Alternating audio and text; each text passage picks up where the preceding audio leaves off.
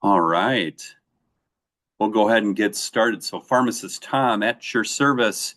Today, title of my presentation, Transplant Pharmacy. Thank you 2025 with gratitude 2026. All right. So, first of all, we want to thank you to all the members of the multidisciplinary transplant team. We appreciate you so very much for your service each and every year, and a special thank you on this special day, Thanksgiving, and every day thereafter. First of all, when you need to choose a pharmacy, a lot of the times this is getting taken care of in the pre-transplant phase before you're listed. You want to do this to avoid delays in discharge on the back end. Pharmacy must consistently stock transplant medications. They can do overnight processing and delivery. They're familiar with transplant medications, types of pharmacies, local retail, mail order, and specialty. We use three specialty pharmacies here, and the social work team gives you a list of those in the pre-transplant phase to choose for your selection so that you're all set to go for the post-transplant phase. Insurance and billing. Pharmacy must be able to bill multiple insurance plans. Pharmacy must be able to provide cost estimates, so they'll give you a little price break. You'll report that back to social work, and they'll tell you how to do that. Must be a network, and pharmacy choice will depend on your insurance, obviously. And then one point that I put is never let your insurance lapse. Never let your insurance stop you from taking your medications. There's always a means where the pharmacy could help you out, give you a few to tie you over before your insurance gets back on track, or social work can assist with that. The main thing is you don't want your organ to reject because of insurance. There are ways around that. So thank you very much for insurance. Ask questions. What is the name of the medication? What is its purpose? So each medication on your med list, you should know what it is for. Why are you taking it? How long you're going to take that for? We go over that in our one-on-one visit with pharmacy. And if you forget to take a dose, same thing there. Food or drinks to avoid, we go over that in your one-on-one consult as well. And the consults, and also I'll go over those here as well. Side effects, report those in clinic, and also coordinators have a means of how they want you to report those, because there's maybe different things we can do to help alleviate any of those. Maybe it's another med, or maybe we can adjust some things. And then also we're always, as pharmacists, checking for any interactions. We say just take what's prescribed. The herbal products can interfere with the immunosuppression. Herbal teas, but regular teas are okay. Types of medication. So it's really going to fall into three categories. It's either going to be the immunosuppressive medication, anti-infection, or it's going to be a miscellaneous medication. So for the immunosuppressive medications, 3-drug combination. Doses may change over time, and medication adherence is very important. And you'll be on some form or forms of immunosuppression for lifelong. So 2 or 3 immunosuppressants for life. Anti-infective meds, antibiotics, antivirals, antifungals to help prevent those infections from occurring. In your miscellaneous, that would be like a cholesterol med, blood pressure med. Immunosuppressive medications are listed here. Your first class are your calcineurin inhibitors, tacrolimus, also known as Prograf. The other one in the family is cyclosporin modified. Second class up is your antimetabolites, so that would be mycophenolate, also known as Cellcept. And the other one in that family is azathioprine, prednisone in its own class, and then your mTOR inhibitors, sirolimus or everolimus. Immunosuppressive we use for kidneys, the most common combination, tacrolimus, also known as Prograf, mycophenolate, also known as Cellcept and prednisone. And thank you, immunosuppressants, for keeping the organ in our bodies. Here's some FYI, some things that could occur. Doesn't mean you're going to get it. Tacrolimus, sometimes some patients get some potential tremors during the first part of therapy as you're getting used to it. And when you're on a higher goal range, that should tend to dissipate with time. And once we hit that 1 month mark, our goal range does drop.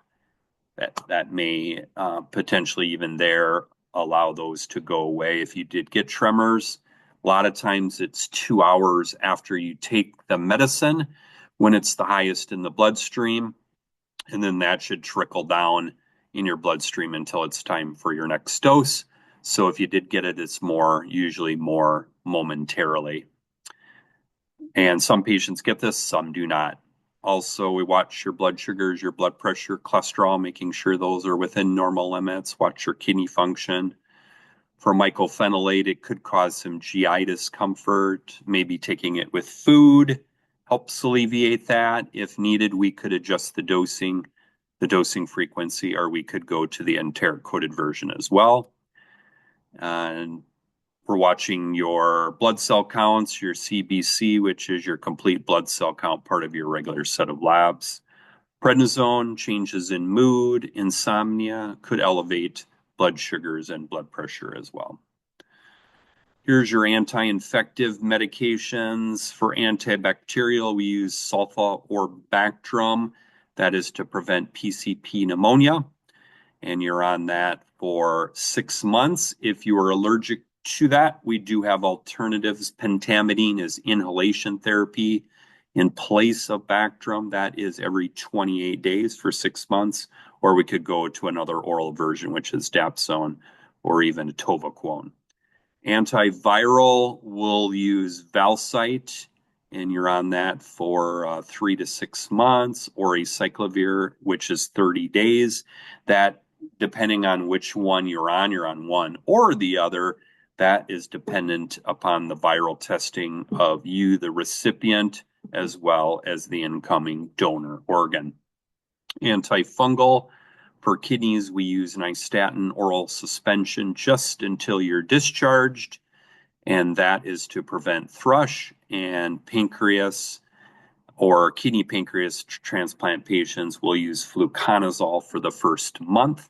That is our antifungal for that patient population.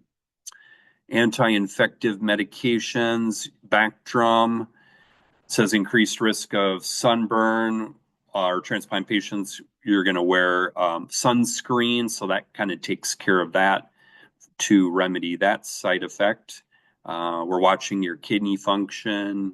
Your liver enzymes are part of your labs. Could increase potassium, could decrease blood cell counts. That's all monitored in your lab work. Your antivirals, decrease blood cell counts. That's more so related to valganciclovir, but we are monitoring that accordingly. Here's some miscellaneous medications. Ondansetron, which relieves nausea. Here's some anti-constipation meds to help prevent or treat constipation. The pantoprazole or omeprazole to help relieve any heartburn or reflux. Insulin to help with any blood sugars, keep those maintained. Blood pressure meds, meds to help with cholesterol, meds to increase magnesium. Tacrolimus could lower your magnesium, so we're replenishing it with a supplement if needed. And then those last two, Lokelma or potentially Kayexlate, we usually use Lokelma here, and that's to lower potassium. One of the side effects from tacrolimus could raise potassium, so we are keeping everything within normal limits. For management of any of these side effects, nausea and vomiting, maybe taking it with food helps alleviate that. We could go with ondansetron as needed. For constipation, we have meds available to help with that. And there's your omeprazole or pantoprazole to help with any reflux or heartburn. To prevent, while you're on these immunosuppressants, you're a little more increased risk for skin cancer. We want to prevent sunburns from taking place, which could lead into skin cancer. So we say wear a sunscreen SPF 30 or higher.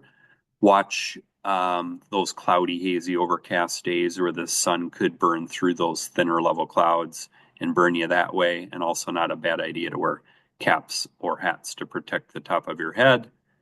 Birth defects, this would apply if you are one, a transplant recipient, and two, a woman of childbearing age. You'd have to meet criteria for both.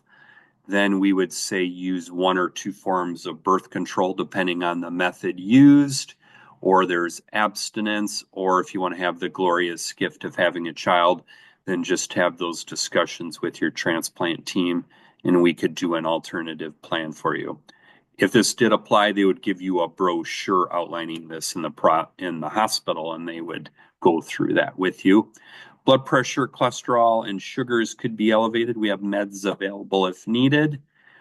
One caveat, some patients are on prednisone. When you're on prednisone, your sugars possibly could be elevated, and then therefore we use insulin to help manage. Let's say you are on insulin. As they taper the prednisone down, the insulin needs get adjusted as well. And usually when you're on lower doses of prednisone, most patients are able to come off the insulin if it is prednisone-induced high blood sugars. So some patients are on prednisone, sugars are within normal limits, and therefore no insulin required. Here, these can be your New Year's resolutions. You could use these, and all of them, even for your New Year's resolution for coming 2026 and every year thereafter. These are very important points. Take your medications every day and on time. So, for instance, we usually go with an 8 a.m., 8 p.m. schedule for twice a day immunosuppression. You want to take it as close to those times as you can within the hour to keep nice rhythmic blood levels with your body. You don't want to take it well beyond the 12-hour mark, then you run the risk of not having enough medicine in your bloodstream, and then those antibodies or invaders could circulate around and try to go after your transplanted organs. So we don't want that to occur.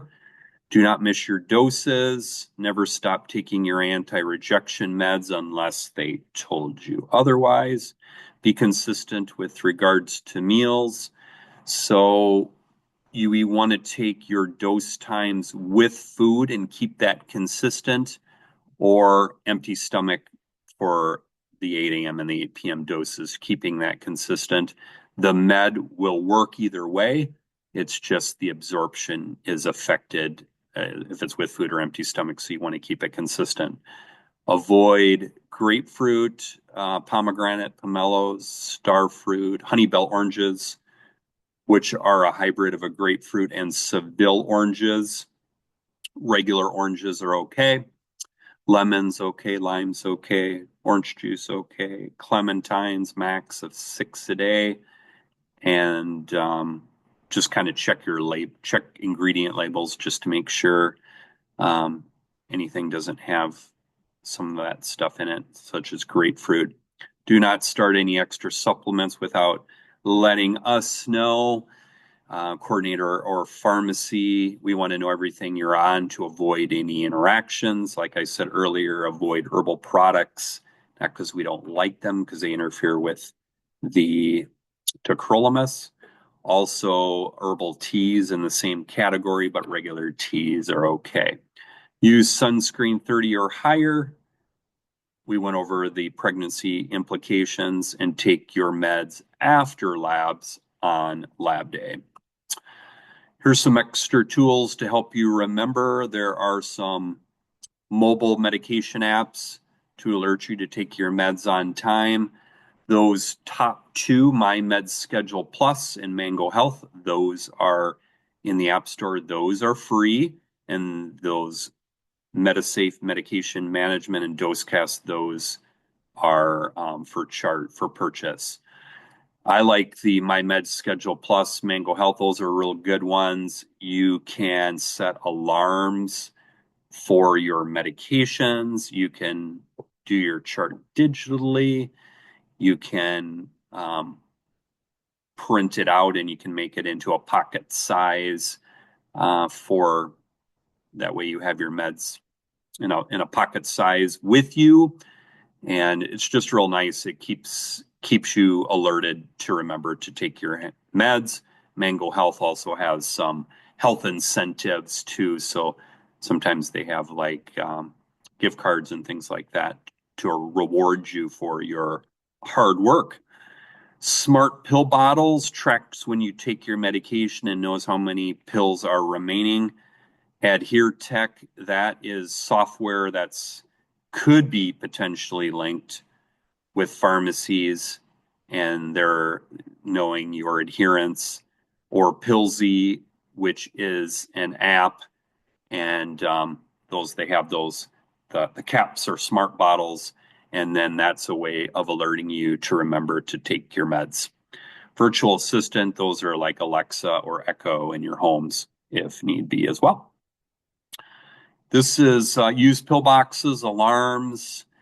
Top left-hand corner, that is a pill box, 4 slots a day, 7 days a week. You can pop that out, take it with you for lab visits, office visits, or errands. You can also add alarms to your watch, alarms to your cell phone. And we also have interpreters here on campus and for video use. So if you need language assistance, we have interpreters to make that all good and interaction good for you. And thank you for the extra help that all these tools and assistants provide for us. Low vision resources, ask a pharmacist to prevent larger print labels. You can mark your bottles with rubber bands or braille. I have done this. A pharmacy possibly could use that braille method. They would put a coding system that they would have to work out with you, and you would have to check it so that when they hand it to you, like let's say you're picking it up, that the braille on there is correct, and you at home have the same coding system as the pharmacy, so that could assist you with low vision.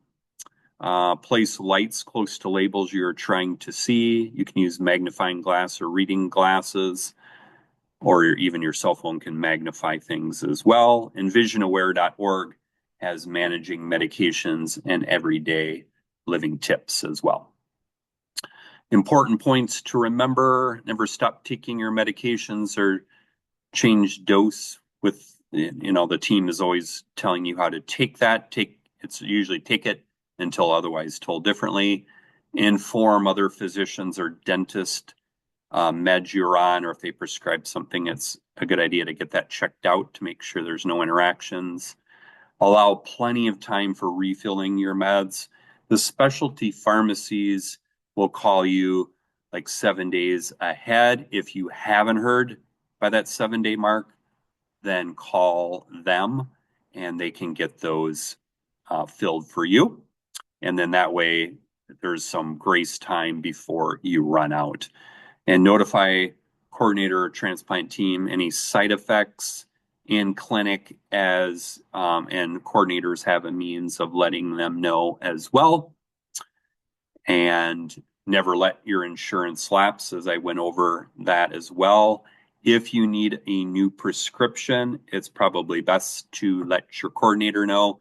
They can get it to the pharmacy quicker versus going through trying to get a refill authorization that way. And just take what's prescribed to you to avoid any interactions. But most of all, on this Thanksgiving holiday and every day, we want to appreciate you guys. Most of all, we appreciate you, the patients, You are our lifesaver. It's just great to be able to collaborate with you, consult with you, help you out. You are our family. So appreciate you all, patients and caregivers. Special. Thank you. And best wishes on your transplant journey going forth. And thank you. Thank you very much. There's my references. And if you had any questions, I could take those as well.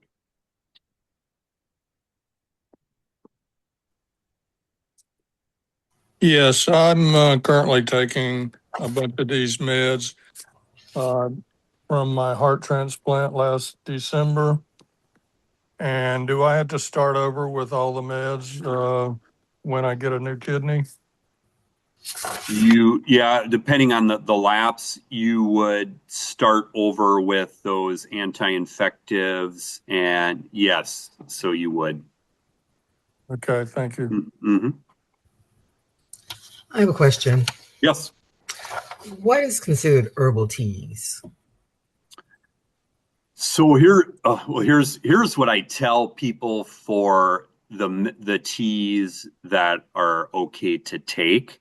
I say like Lipton tea, brewed tea, um, sun tea, sweet tea is okay.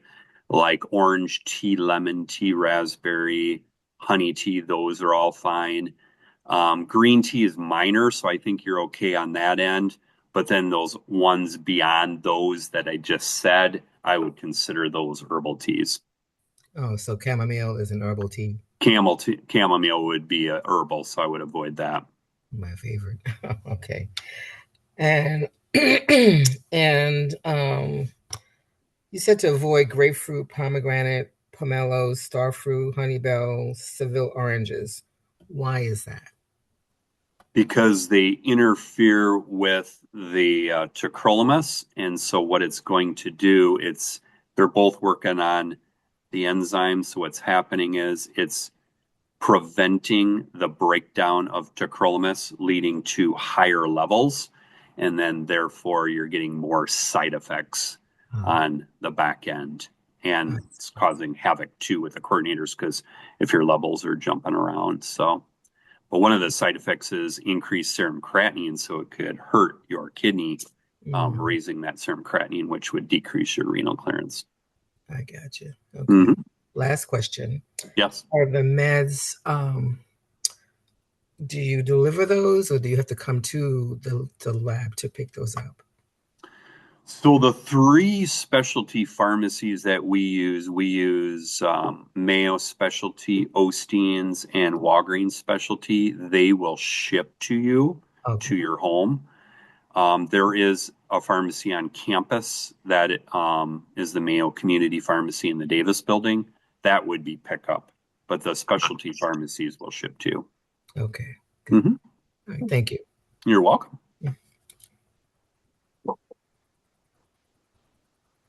That was all my questions. Yes. Okay. You guys are great people. Never forget it. Tom, someone asked, and I don't know if you would have information. Any update? Oh, there was a question in the chat that said, any updates on stem cell after transplant? Would you have that info? Or I'm sorry, whoever that is, can you mute yourself? Thank you. Okay. So, would you have any information on that, Tom? There is in Rochester in November of 2026, they're going to start a trial with, they're doing xeno transplants, which is from pig. And so that could be a potential on the horizon for the future. So they'll do some gene knockouts with that, and they're going to start a trial. There's criteria. You would have to be, you'd have to be enrolled. You would not be on the list. Let's say you were potentially denied or something. There's different criteria on that, but that is more more to be known, but we are starting a trial in that. Rochester's starting that in fall of next year. Hmm. There's different eligibility requirements that they would set that out. So.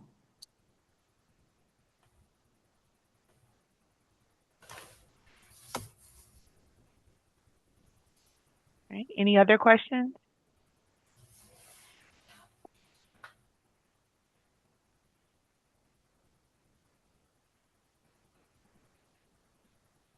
Oh, okay. I'm to post a little quiz regarding the information Tom just presented to everyone. I'm going to launch that, so please take a few minutes to answer these questions for us. All right, give me 1 second.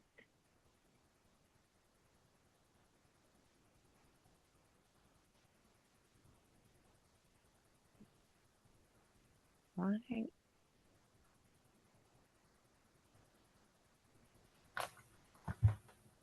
Is everyone able to see that? Mm-hmm. Yes. Okay. There's 5 questions, so scroll to answer all 5 of the questions for me, please.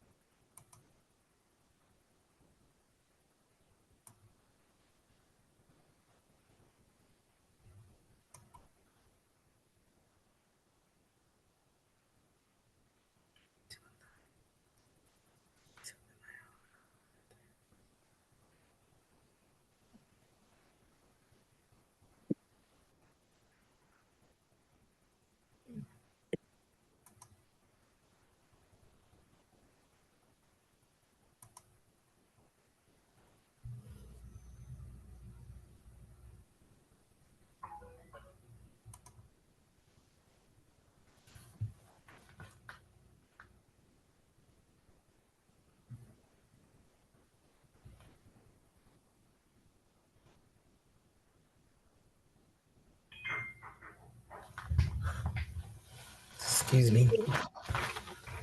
Mhm.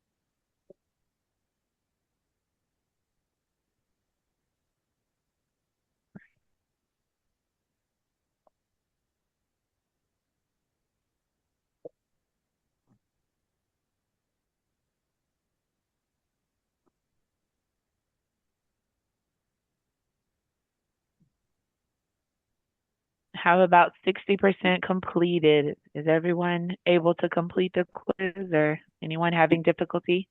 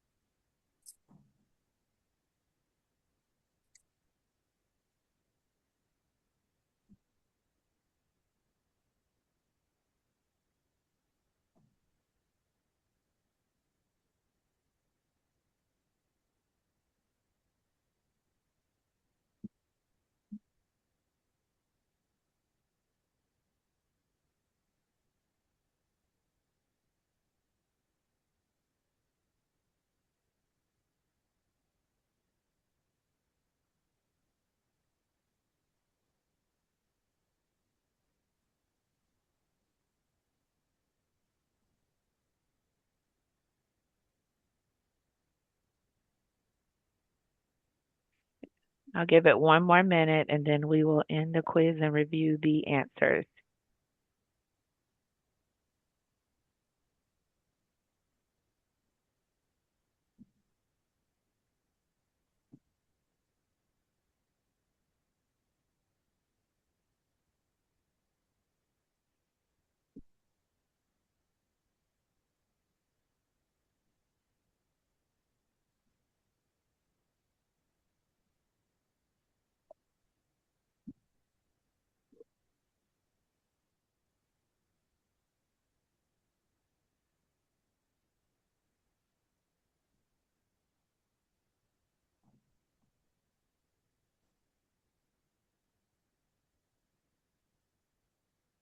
All right, I'm going to end the quiz now.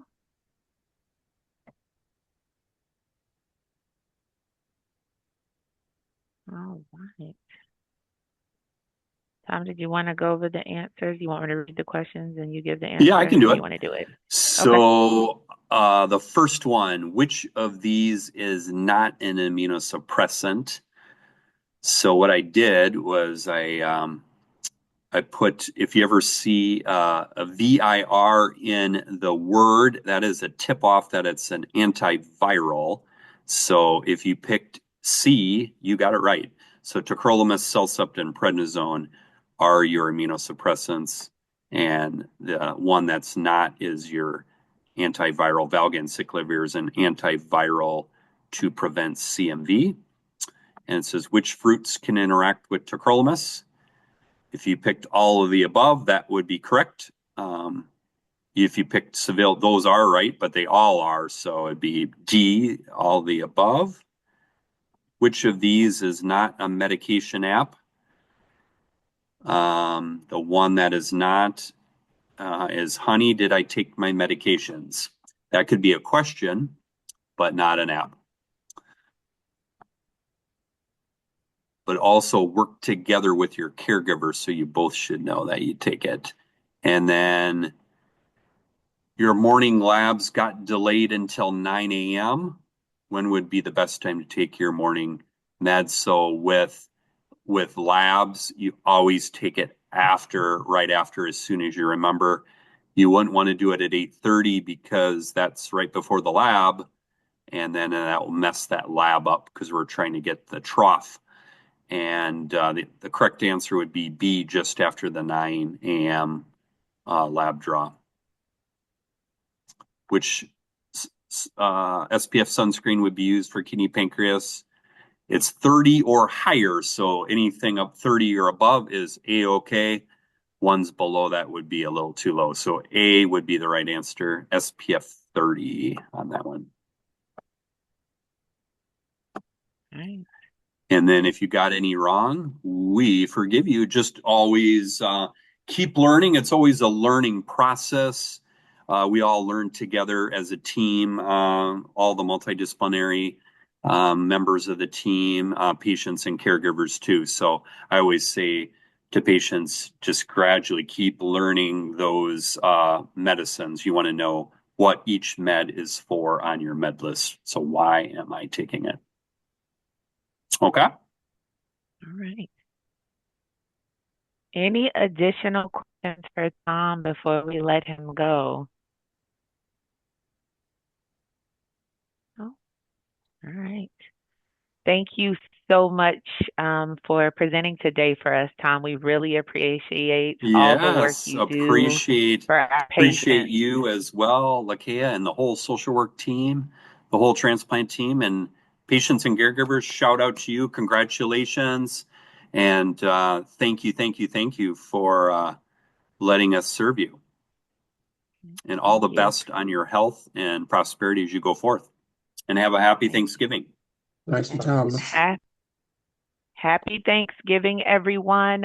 Just so you're aware, we will not be holding support group in December because it falls during Christmas, the actual day scheduled. So we will see everyone in the new year. So everyone have a happy holidays, and we will resume groups in January. Okay. Happy All right, sounds Thanksgiving. good. Happy, All right, Happy thank you. Thanksgiving. All right, Thank happy you. Thanksgiving, everyone. Enjoy the rest of your day. Goodbye. Thanks, Lakeia. Happy All right, Thanksgiving. thank you, Tom. Everything. All right. Yeah, thank you. All right. Bye-bye. So it's once a month, or Well, they may start it like that, but it was at the first part of it. It was. Hmm.